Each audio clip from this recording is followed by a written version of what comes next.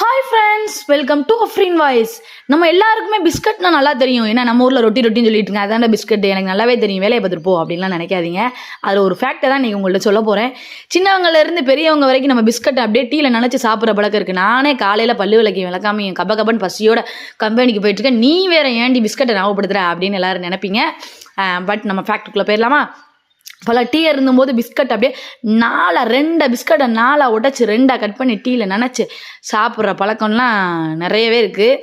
இந்த பிஸ்கட்டில் சின்ன சின்ன ஓட்டை இருக்கும் தெரியுமா? அந்த ஓட்டை இருக்குது தெரியுமா? பல என்ன நினைப்பாங்க, நல்லா மேரிகோல்டில் ஓட்டையை போட்டு டிசைனாக போட்டு நம்ம உடச்சி சாப்பிட்றதுக்கு ஏதுவாக வச்சுருக்காங்கடா அப்படின்லாம் இல்லை நினைப்பீங்க. பட் இது டிசைன்லாம் கிடையாது.